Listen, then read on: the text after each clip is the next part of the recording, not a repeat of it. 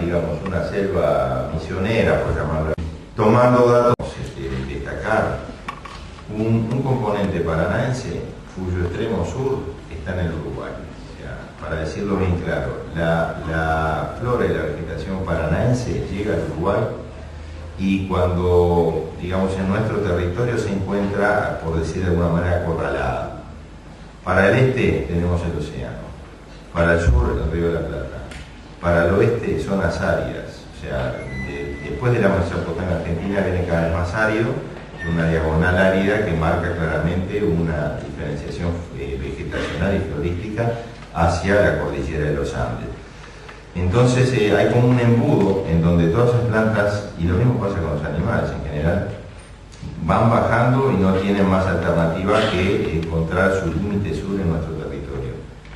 O se caen al agua o se van a lo seco. Las plantas no son bobas, se quedan por allí, ¿verdad? Las que tienen más capacidad de adaptación, digamos, a climas más fríos bajarán más, las que no. O sea, podemos considerar como un gran balcón al mar, el Uruguay, en donde se terminó el camino, hasta ahí llegaron. O sea que un extremo de variabilidad genética de todas esas poblaciones paranenses la tenemos en el Uruguay. O sea, en cualquier programa de mejoramiento genético deberíamos considerar al Uruguay como el territorio poseedor de uno en ese rango de distribución geográfica y de variabilidad genética, uno de los extremos, para las especies paranenses el sur. Y para las especies chaqueñas, el extremo oriental. Esas especies que en algunos casos, como un chañar, que los encuentran hasta el pie de la cordillera de los Andes, los chañares más orientales los tenemos, no tengo el mapa acá, pues lo vamos a ver, pero más, digamos, metidos en nuestro territorio, en las planicies que marcamos en el mapa último de Panario. Pero el otro detalle importante, que es lo que dije de entrada, hay un componente de una flora herbácea, llamémosle herbácea o leñosa, no arbórea, arborescente, pueden ser trepadoras, leñosas, que muchas veces, digamos, las dejamos un poco de lado, las estudiamos menos, o nos impacta más el efecto árbol al ver por su porte, por su fisonomía, que imprime a la vegetación en sí mismo, y nos olvidamos mucho de ellas. Y hay un componente importantísimo de elementos botánicos que en algunos casos son únicos. Pasamos, por favor.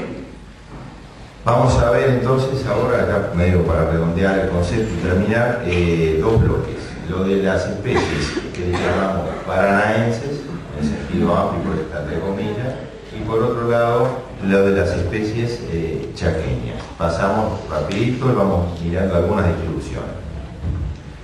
Guado chacoensis, perdón. Hace referencia a la caña tacuaruzú y su distribución en Argentina y en Uruguay. Fíjense cuánto desciende, prácticamente Artigas y nada más. La siguiente. Plantas raras, Rollinia marginata, un árbol que también, quizá antes de la inundación ocupara parte de Salto, capaz que algunas de estas plantas ustedes las tienen vistas en alguna otra zona y, digamos, más al sur los mapas son elaborados o fueron elaborados con lo que conocíamos al momento, ¿verdad? Con Pereira. La siguiente. Estoy mostrando plantas raras, ¿no? Como para que uno diga, ¿y esto dónde está? Nunca lo vi, o creo no lo vi. La alergia frutescens, palo rosa, lo mismo. Una semitrepadora que crece en Artigas. Este es conocido por todos, ¿verdad? El ibirapitado, el tofoliluvio.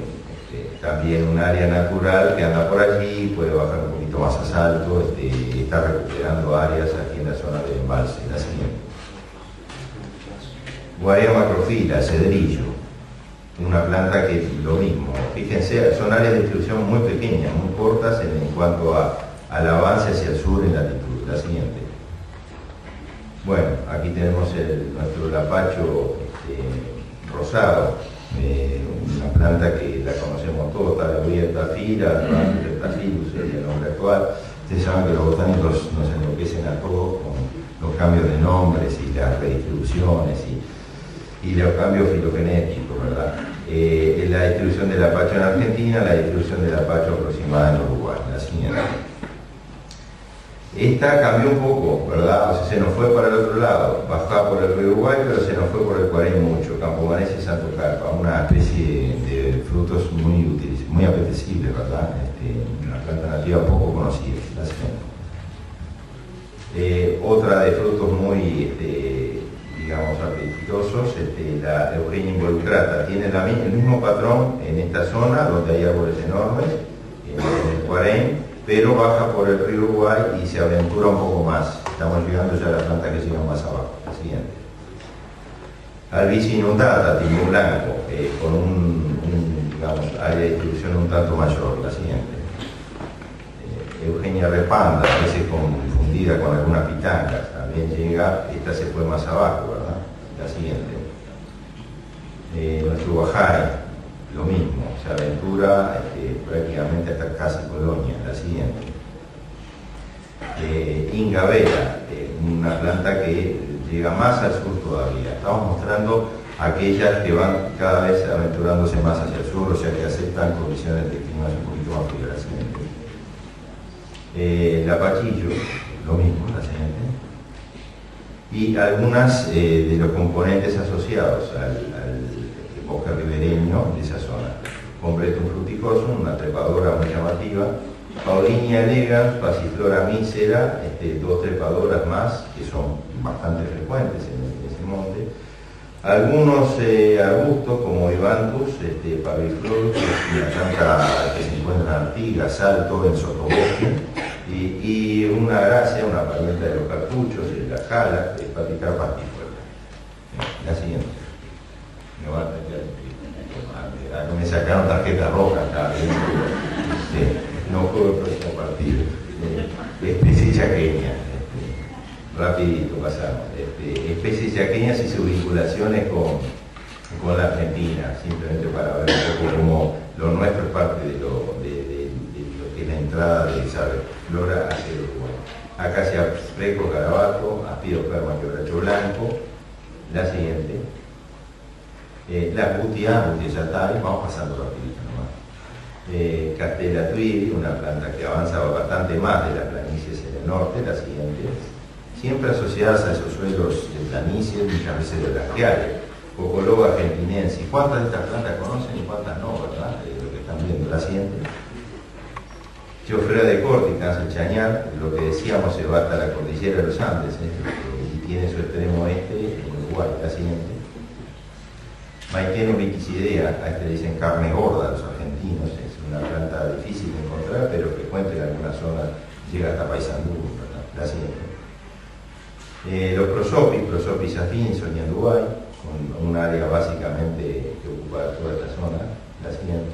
Prosopis nigra, algarrobo, un tanto más restringido, los blanqueales específicamente, la siguiente.